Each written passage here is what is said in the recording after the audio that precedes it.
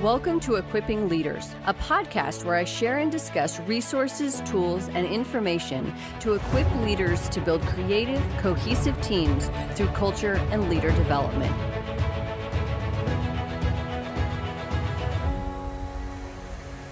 Welcome to the Equipping Leaders podcast. I'm your host, Natasha, and today I am sharing a conversation that I had with transition coach Lindsay Teplesky on changing careers, positive psychology, happiness, and books. Hello, Lindsay. Thank you so much for joining me today. I'm going to start by asking you to introduce yourself and your style of coaching. Well, hello, Natasha. Great to be here. So excited to talk to you today. I'm Lindsay Teplesky, and I am a senior manager at shift.org, which is an organization that helps service members, veterans find meaningful careers. I would describe my style of coaching as recovering social worker. And I can tell you more about that if you're interested, but this is my own non-patented, non-trademarked terminology. It's a new style of coaching I have developed. I love it. We would definitely like to hear more about that. So definitely dive in. Okay, so I say recovering social worker because I've taken all of my favorite parts of being a clinical social worker and applied those to coaching. And I've kind of left behind all the parts that I don't like so much. So it's a new hybrid method. But in all seriousness, it means I'm definitely holistic in my approach because typically social workers are very interested in the whole person and their environment and their health, their wellness, their mental health, their physical health, their spiritual health, their family, their friends. And I think that's really important to overall wellness and happiness. So I've retained that kind of holistic approach, and what I love now about coaching is, like I said, it gives me the ability to do the parts of social work that are a little bit less stressful, totally hitting the easy button, but it's really hard when you're worried about documenting everything appropriately and kind of the associated bureaucracy that comes with being responsible for somebody's mental health in our American system. So coaching is, a little bit less formal, and there's not quite that same pressure from a medical compliance HIPAA documentation standpoint. So hence the recovering social worker. I'm also admittedly very solutions focused, and I was kind of a terrible therapist probably because it's just too slow. The pace of individual therapy in a traditional therapy setting is really too slow for me. And I like to see more results and I like to see more action. And as a coach, you can kind of set that pace a little bit differently. So that is the new style, recovering social worker. Feel free to apply for a patent for that. Does that say patent pending? Yes, patent pending. Well, and I love that concept of holistic. And I hear more coaches saying that specifically since COVID started, where prior it would be you're at work and it's easy to compartmentalize when you go to a building and you're at work. But now there's no compartmentalization. Everything is all together. So I've heard several coaches over the last few weeks specifically say they've either had to adjust to being more holistic and do kind of more life coaching. Yes. And then also more consulting, because sometimes people are just stuck and it's like they just kind of need something to get them to that next step, and you got to throw it out there. Yeah. And there's so much more self-discipline required when you end up in a work from home environment. And I mean that not just because you have to kind of manage your time on your own in terms of your tasks, but you have to have the self-discipline to stop working, to step away, to take breaks, to do things for yourself that are not work related, because now your work and home environment have just bled into just one continuous place of being. And it's hard to mentally kind of separate out things that you enjoy or kind of personal hobbies or just spending time with people who aren't your coworkers, that relationship building. So yeah, a lot more self-discipline required. And it's helpful to have an accountability buddy or a coach to kind of keep you on track. Absolutely. And I know probably multiple people have said this, but when I was at work physically in an office, I didn't sit at my desk and work for 8 or 10 hours. That would have been oppressive. Hey, I talked to people, I engaged with other people, maybe I went to meetings or whatever. But yeah, I think that as people were trying to figure out like what work from home meant, it was that complete lack of place of you're not doing anything solidly for a certain amount of time. And I think a lot of companies have learned how to also be supportive of, look, I can be on from this time to this time. I have to take care of my kids. I have to take care of this other thing. I will come back. You're going to get all your time. That's right. And I just need to split it up differently. Yeah. And we see this a lot with the federal government or with the military, or if anybody's worked in probably state governments, local governments. But definitely in my experience prior to COVID, there was a kind of an attitude or a philosophy that if you weren't physically at work, then you must be slacking. So if you're at home and working from home, that just must be some kind of really cushy gig where you just watch soap operas and eat bonbons all day or something, and you're not actually working. I think now with COVID, it's been a really great reality check for a lot of employers that their staff can be very productive, and they have to be more flexible in how that looks, how that productivity looks, right? Because it may not be 9 to 5. It may be different little blocks during the day, but they're still getting everything done. And they have more time because they're not commuting, they're not putting on makeup, they're not having to get dressed for work. They can just get right to it. So I think it's a huge win for workers and for employers, but it's all about the approach. Agreed. And I know probably 10 years ago, I think it was Harvard Business Review, they did a whole spread on why work from home or even just like hybrid, like remote working was really valuable for companies.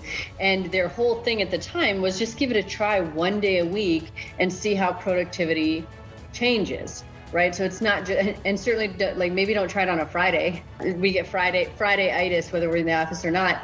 But I think when people did kind of try that, not only did they see that people could be productive in a different way because they could manage their energy differently, but also that when COVID came, it wasn't like nobody knew what to do at all. People kind of were like, oh yeah, I know how to work from home. Maybe not full time, but I at least have an idea. Yeah, it'll be interesting for sure. And I think there will be those of us who are actually longing for a little bit of office time after so much work from home, depending on their own home situation, right? If you have a lot of other people in the house, as I do, sometimes the thought of being in an office sounds delightful. So I'm hoping for a blend of both worlds moving forward. Same. So when you're coaching, are there any specific tools or frameworks that you use more than others? Yeah, I would say, again, this probably goes back to my recovering social work mentality. So there's a few kind of key strategies I use that I've taken from that training and that experience. One of those is validation. I find to be very helpful. A lot of times it's people just need to be validated that their thoughts, feelings, emotions are quote unquote normal, and it's not unexpected, or there's nothing wrong with you to be feeling this way or to be struggling with whatever you're struggling with. So I use that quite a bit, reflecting back what somebody's saying, maybe just helping them reframe or rethink. And probably one that I really do a lot of, which is nice to be able to do more of, that was not so standard in like your traditional mental health practice. You're very careful about self-disclosure, what you share, making sure those boundaries stay intact. You don't want to overshare. You have to be very selective, right? I like with coaching that I can take my experience as a military spouse or as a veteran, because that's typically who I'm working with. So I can take that experience that I've had and give them some real examples, or kind of share my own struggles and how I, attacked those or overcame those. And it seems like, at least from the response I get, that people appreciate just hearing that others have have had a similar path. So I like using, a little bit more self-disclosure. Another good thing I've retained from that mental health training is we have this term, start where the client is. And I don't know if that's unique to social work, but that was kind of drilled into us in graduate school. So start where the client is or start where the client's at. I don't know that either of those is proper grammar, but for some reason, that's the term that we use. But just starting with where they are and not attaching any judgment to that or questioning that, but just where are you at today? This is usually how I start my first coaching session. Like, where are you at today? What have you done so far to kind of work on this? Has anything worked? Has anything not worked? What have you thought about kind of moving forward, or where are you most stuck, or, kind of what's the most pressing thing right now? So let's just focus on the present moment. I really appreciate you have to meet somebody where they are, because if you're trying to pull them to where you are, it's not going to work. And then if you just try to baseline everybody, obviously that doesn't work either. And we've seen that a lot it's in most organizations. But I also really love the validating someone's experience, because I think that especially within a military, my experience within the military is that it was you're a soldier first, and then this is how a soldier behaves, and all these other things. It's not that it wasn't allowed, it wasn't discussed. And if you felt that something was different or whatever, you still never wanted to be the other, no matter what your rank was or where you got to. Then when you have these other feelings outside of that, you're like, maybe I'm wrong. Maybe that's not what this really is. Yeah. And I think, speaking of feelings, being able to be validating feelings and not really attaching any judgment to those or whether they're right or wrong, that's just key component of mindfulness and Stoic philosophy, which are all things I got into, over the years in my mental health practice. So, I'd tell everybody pretty much all their feelings are valid, but because they're their feelings. So how can you say they're not valid? But it's what you do with them, right? It's how you choose to address it or kind of deal with it or process it. That's where you make your money. But it's not, there's really no feeling that's really invalid. And sometimes people just have to hear that, yeah, it's totally okay to feel that way. Yes. And my friend Chrissy, she's also a coach, and she has this wonderful concept of feelings where she's like, they're not good or bad. We put this construct on it, like it's a good thing or a bad thing. She's like, some emotions make us feel heavier and some make us feel lighter. So it's lighter, it's heavy, and heavy isn't bad and light isn't necessarily good. I like that. It's a nice way to think of it. That's not so binary or, black and white and you have to pick good or bad, but all of life is gray space, really. That is the whole key for happiness, right? Is the acceptance that it's not always going to be happy in good times, and it's not always going to be terrible in miserable times. There's these highs and lows, and you have to kind of be able to go with the ebb and the flow. And, any attempts to make things always happy and perfect and great are usually going to fall flat and end up feeling more disappointed or less happy despite your attempts to do the opposite. So I like the gray space kind of metaphor. I was in the Navigating Next program led by you and Dan Savage, and it was the whole thing was amazing. And one of my favorite parts though was and you only had 10 minutes, and I was like, give her 10 days. When you had started to talk about happiness, the concept of happiness, and then kind of the positive psychology around that. So what originally drew you to that topic?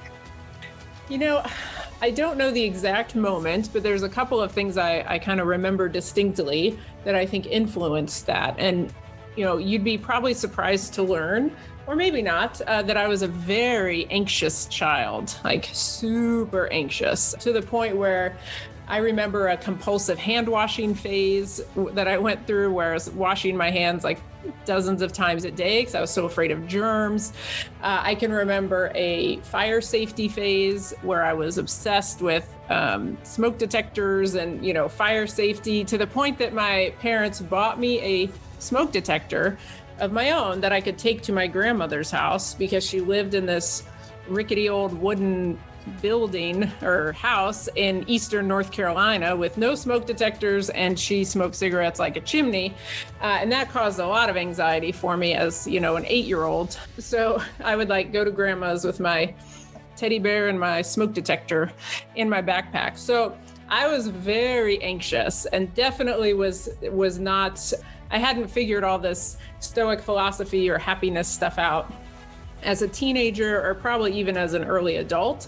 But I think a few things around that time, being stationed in Germany and living in Europe for 5 years and traveling, deploying to Iraq for my 15-month combat deployment, really forces you to address any anxiety that you have and figure out ways to cope when you are traveling by air or by armored vehicle to little outposts and patrol bases, and you have to manage your anxiety enough to, stay alive. So that was real exposure therapy in addressing any anxiety I might have.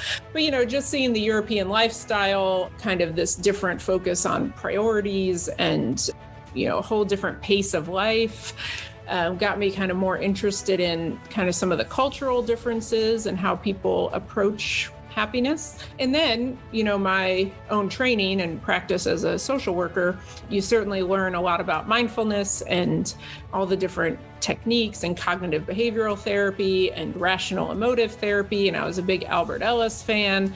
And so I kind of got into these different philosophies, and it really changed my whole outlook, probably. No one seminal event, but just have gained some interest in the topic as the years have gone by. I think that it's really interesting how who we are as little kids really does kind of shape the things that we become interested in and where our focus goes as adults. And whether it's to help resolve some of those things, I too was a very anxious child. And so it's just really interesting kind of where we put our focus to, I don't want to say heal those things, but to address those things, right? As self-aware adults. Yeah. And I don't think I even realized I was probably doing that. It wasn't a conscientious choice, but it's I remember being a 19-year-old and going to airborne school in Fort Benning, Georgia as a cadet. And that was my first experience really with the real Army, because being a cadet is not really like the real Army when you're on a university campus. So that was kind of my first experience with that. And, it's not particularly normal to jump out of airplanes. That's not something that a normal human being should not have any anxiety about. So little did I know, I'd kind of be forced to really address any of those kinds of fears and figure out ways to cope with prospect of just stepping out the door of a perfectly good airplane. So I had a lot of help from the Army. Who would have thought, if anybody out there with anxiety issues, join the Army. Don't waste your time on therapy. Just join the Army. No. You will get over it because you have to. Yes, you will have no choice. No, but there's really something to be said for the support of a community, right? Which is a nice way of saying it. It sounds way more puppies and rainbows and flowers than it is. But, I'm sitting there on a C-130 with all of these other people who are in the same boat, or same plane as I am, looking around well, they're all jumping out of the plane. Guess I'm jumping out. I can't turn back now. And I remember distinctly one of my roommates in airborne school was a piccolo player from the 82nd Airborne Band. And she was about 4'11" and just a tiny little thing. And we joked about how she could jump out of the plane with the piccolo in her pocket if she wanted to, and just hit the ground playing. So, I'd find myself thinking, all right, if this wee piccolo player is jumping out of the plane, then I'm going to do it, right? So just having that positive peer pressure in a way, certainly helps try things that you wouldn't normally be willing to do. So I give the military a lot of credit for that. It gives us courage in certain ways, and I think it also makes us braver and stronger in other ways because we don't want to let that group down. Like, that's one thing I will say about the military is they're very good at creating this, like you said, this community, but you really do have these shared experiences where you're all anxious about it for whatever reason. There should be some anxiety around that, but because everybody's got their different anxieties, they're being strong for each other, then getting brave themselves. And, you think about the, components of happiness, right? Like this positive emotion and engagement and meaning. And I was thinking about that with the folks that I work with, since many are military affiliated, and, that sense of meaning or belonging, desire for that, I feel like is something that military folks are really good at, right? Because you get a taste of that in the military almost universally from everyone I've ever spoken to who's served. I can't even really think of one who said, oh, I just hated the sense of community and I hated feeling like I was part of a team or something greater than myself. I just hated the brotherhood or the sisterhood.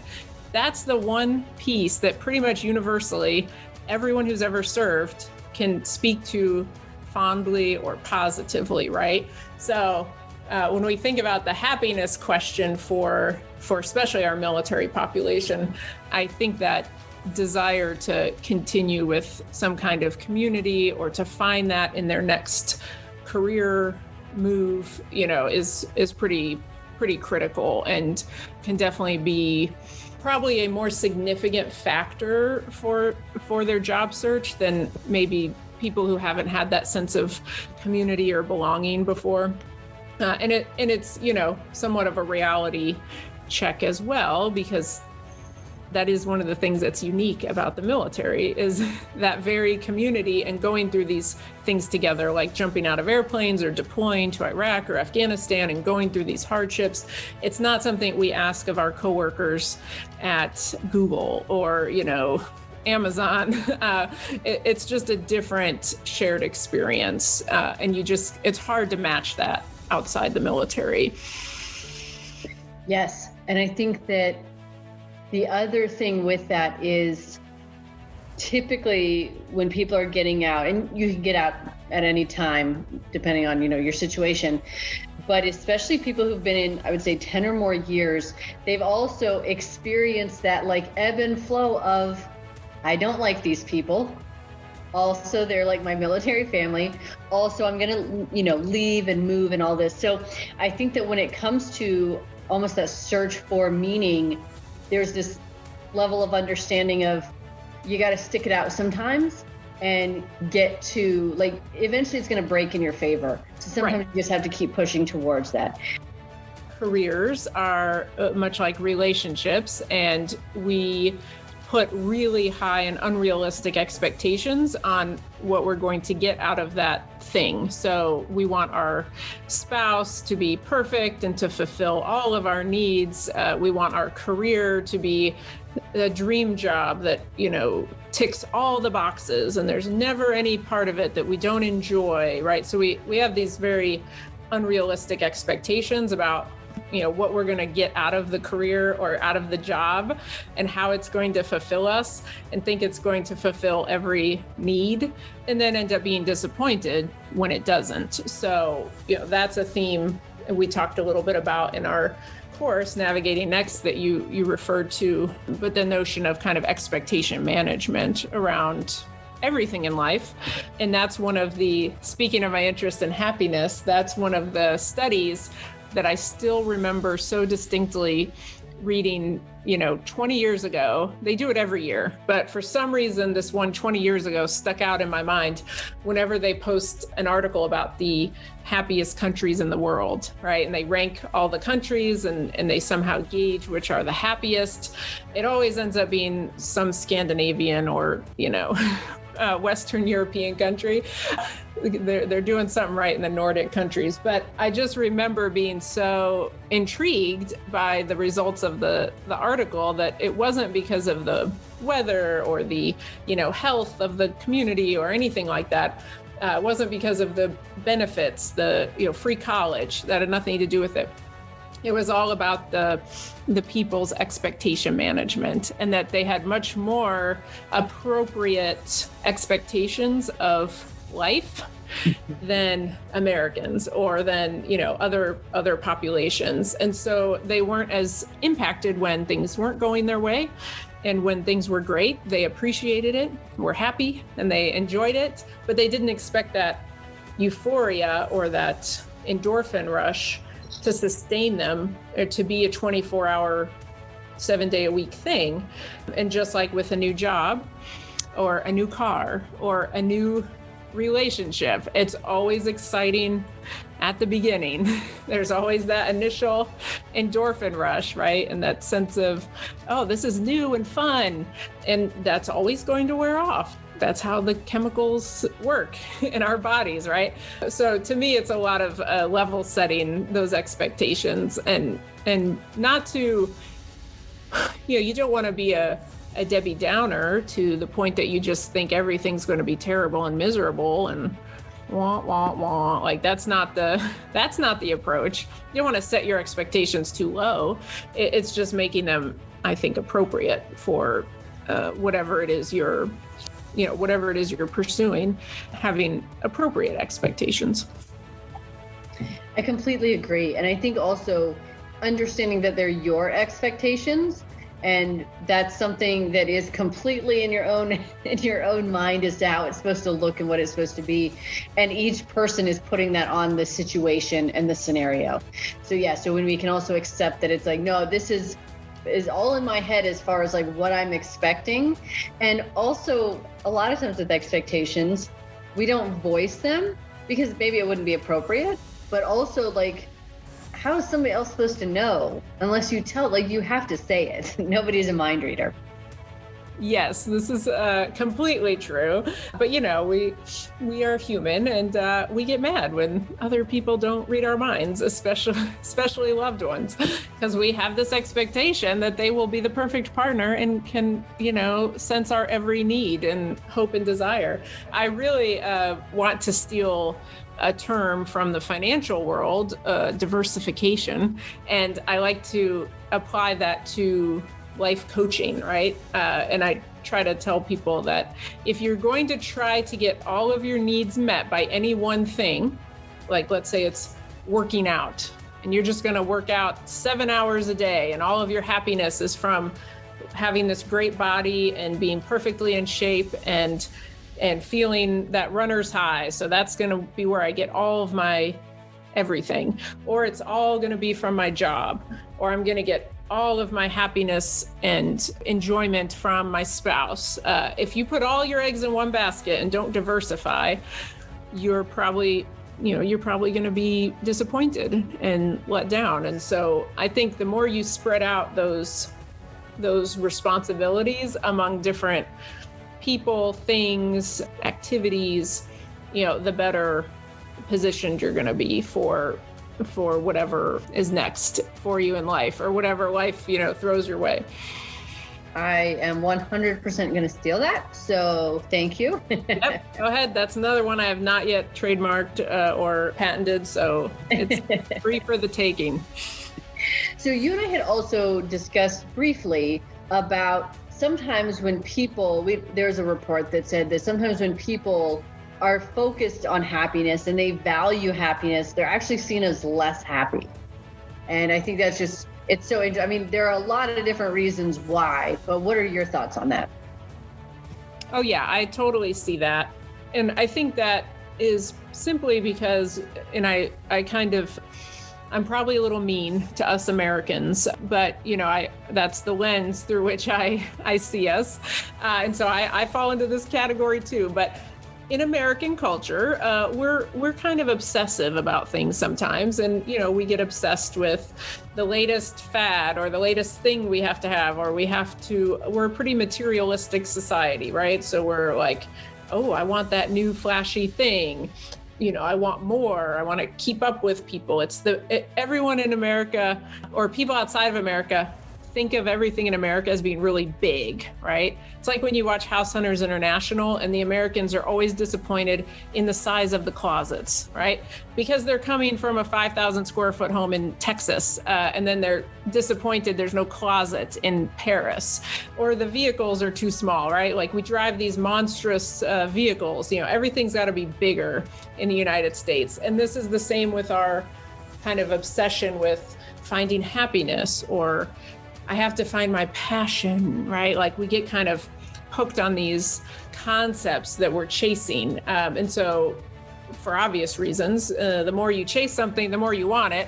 If you're not feeling like you're meeting it because you've set these kind of contingencies, if only I have $1 million, or once my kids become doctors, then I'll be happy, right? People put these contingencies on their happiness, and then you're always waiting for that to happen instead of enjoying the present moment. And I really got into this research. There's a guy named Daniel Cordaro, who's an American psychologist, and he's all into contentment as opposed to happiness. And I think this is so brilliant, because it's happiness. We put too much stock in the word happiness, whereas contentment is a probably better descriptor of how life should be most of the time. Like we should mostly be content, and then we should have these little bursts of happiness, like we have births and marriages and graduations and parties and celebrations and promotions. And then we also have, the not so good stuff that are the exact opposite. We have deaths and divorces and breakups and job loss, right? But if most of that gray space, as we called it earlier, is contentment, then we can have those little highs, the little lows. And I feel like we're much, much more even-keeled society, if we can just kind of exist in that content space instead of chasing the constant highs. I love that. And Case Kenny, he has a series of journals, and he also has a podcast, but he talks a lot about clout versus cloud. And with that, it's that whole, you're chasing this thing, this quantifiable, probably superficial thing that you think is going to make you happy, but as soon as you get close to it, you move the goal, right? So you either do that or you achieve it, and then now what? None of those things bring you that happiness. Again, it's the want, it's the pursuit, it's the, not to sound like a stoic here, but it really is the journey to the story, the unfolding of your becoming, and not necessarily the getting to a certain place. No, absolutely. I mean, there's a reason why those cliche phrases are on throw pillows and, signs at Hobby Lobby. Life's not about the destination. It's about the journey, right? We make fun of all that because it's cheesy, but it's absolutely true and completely valid in my opinion, because if you're so consumed with reaching some arbitrary milestone or some arbitrary level of success that you've defined as, this is going to be the level of success that I think is an achievement, you're not enjoying the present moment. And then when you get there, you're still not happy, and then you push the goalpost farther out. So it's goals, setting goals is a really, I think it's a fascinating kind of topic and part of coaching, because I very much believe in having goals and setting goals, but their very existence kind of flies in the face a little bit of kind of my overall, life philosophy. So I have to kind of position goals in a certain way into the coaching framework, right? Because I just don't want people to get so consumed with the goal that they're not enjoying the process. Yes, we get into this achievement mentality. Again, we do this black and white thing where it's like, either we achieve this by this time or I'm a complete failure in all areas of life. Right. But, so I think it's that accepting, almost like healing that like achiever part of us that needs so desperately to achieve for whatever validation we think we need because of it. Right. That lends itself to a whole separate podcast, right? About why we want to measure success in whatever way, or what kind of validation we're seeking. Is it from external sources? We could do a whole third podcast on influencer culture and this like need to be an influencer and to be liked by people you don't know on social media. And, that's another reason why I love listening to Sarah Knight, who does she describes them, it's an F word, but no F's given approach. And she has great books and podcasts and materials about how to determine if you really do give a what about whatever it is in your life, and why it doesn't matter what other people assign their F's to. It's what you want to assign yours to, and how to balance that. So I appreciate the counterculture now, or almost a response to all of this interest in influencer culture. I think now from authors who are recognizing that there's a segment of the population who's not interested in that and doesn't want to care what other people think, and would rather just do what makes them happy or makes them content. Yes, it's like that. There's the fear of missing out, but then there's also JOMO, the joy of missing out, which many people do fall under. Like they're like, I've spent my life caring about what other people think, and it hasn't gotten me where I wanted it to get me. Nope. And this is something I've definitely come to appreciate, because I have a father who is the dictionary definition of DGAF, does not care what anybody thinks. And as a child, it was very embarrassing. Like when you're at the water park, Typhoon Lagoon, in 5th grade, and your dad is walking around the water park with you in his swim shorts and tube socks pulled up to his knees. Why? Because his feet got sunburned the day prior. So his response to that is, well, I'm just going to wear tube socks around with my bathing suit and my children. And does not care a one lick what anybody's saying. I remember people asking him in line, why are you wearing tube socks, man?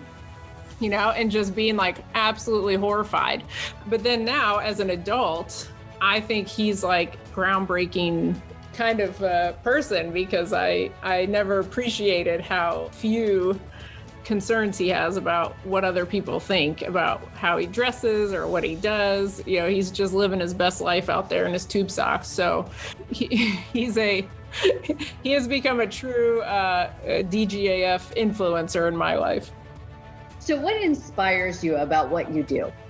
Yes, I thought about this question as well. And I was trying to, again, kind of pinpoint, where it all comes from, because of course the sociologist in me is very interested in the, nature versus nurture and child development, and where does all this come from?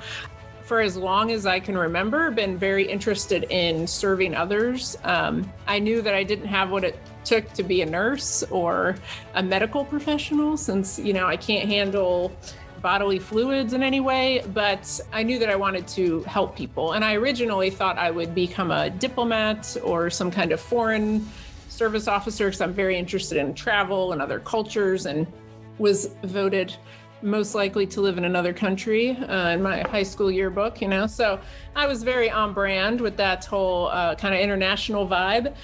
So I thought, I'll get a political science degree, and that will somehow, translate. Went to college and realized political science degree was not exactly what I needed to do what I wanted to do. And I switched to sociology, eventually became a social worker.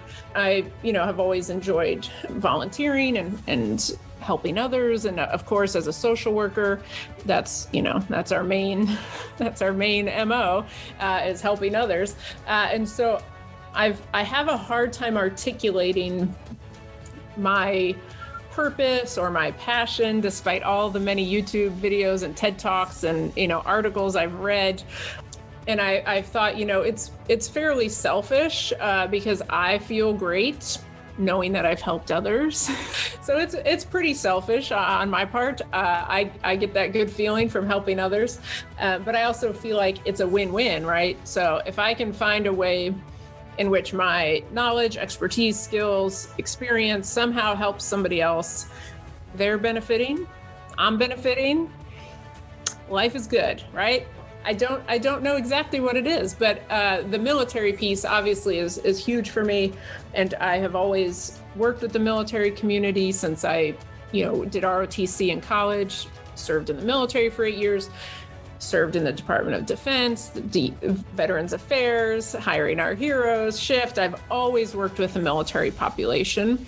My spouse is still active duty Army, so we're very much, engaged in the military community. So that's definitely my population that I feel most aligned with or wanting to serve. So that inspires me for sure, and being close to that community. But, I think it's also being able to offer, I hope, a somewhat different perspective or kind of a new perspective to the traditional, approach or the traditional language and ideas and kind of theories that are presented to service members. Any job where I feel like I've provided some help to people is pretty much all I need. You and I have also connected very much over books. So what books would you recommend for anyone who wants to learn more about happiness or their transition journey, or what books would you just recommend? Yes. Oh, there are so many. Again, now we have podcast number 4. What are we on here? 5 that we could do separate podcasts on our book club. Obviously, anything around Stoic philosophy, I'm a total nerd for, and I know it is right now. It's kind of a hot thing. It probably seems a little trendy, but I absolutely love it. So I've got like my daily Stoic, anything by Ryan Holiday is fantastic. Stillness is the Key is another one that's probably here on my desk. I don't know if you've heard about this one. I kind of enjoy, it's a field guide to a happy life, and it's by Massimo Pigliucci. How's that for my Italian? And it's also kind of a Stoic philosophy book, but I love the Daily Stoic and this field guide because it's lots of little short reads, like you can read a couple of them a day or just one a day, and it's like a little paragraph. It's almost like a little inspirational way to just kind of stay on track. I need those little doses of Stoic thought as opposed to, a whole book that I have to read the entire thing to get the key points. I need some little bite-sized pieces. Natasha knows this, but I have 3 small children, and so my ability to just read and lose myself in a book for hours on end, it's not really possible anymore. So I appreciate when they can give me some Cliff's Notes versions. I mentioned earlier all of the No F's Given series by Sarah Knight. So anything by her I really enjoy. I've read a lot of books about Ikigai, of course, the Japanese concept of happiness and contentment. And that's a fun one to dive into since, as we've discussed before, there's a lot of debate about the origin of Ikigai and these different concepts of finding fulfillment in your work and your life and professional career. So it's kind of fun to go down that rabbit hole. And of course, there's, the classics for the career search, what color is your parachute, updated every year. But I do love it because it has so many activities, and there's workbooks associated, and there's actual, concrete worksheets that you can do. And it's not just philosophical or stuff you have to kind of figure out how to process or prioritize. It gives you the step-by-step, list this, then rank this, then score it this way. It's, very analytical. So I still think that's a good classic to hold on to. And designing your life and designing your work life are 2 of our favorites that we recommend for anybody, military or not, who's, going through some kind of transition. And then Natasha, the new one that you told me about, the Unspoken Rules, I've already referred that one to a couple of folks. I've only read the free sample from Kindle because I have not had time yet to purchase it or read the whole thing. So full disclaimer, have not read the whole book yet, but have heard good things about it. But I tell everybody, go to Natasha for book recommendations because you know the right book for every possible scenario that somebody is facing. So you're like my walking card catalog. So where can people find you and learn more about you and any of the projects that you have going on? Yeah, so I am, I'm on LinkedIn because that's where people like me have got to be. So you can find me on LinkedIn. I'm the only Lindsay Teplesky in the world. Easy to find.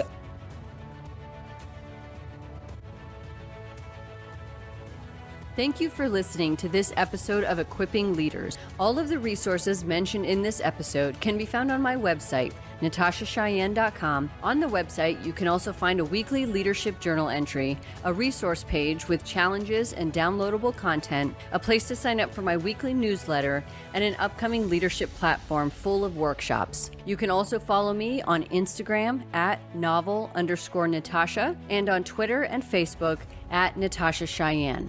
If you'd like to hear more about a specific topic, please reach out and let me know. Join me next week for another episode.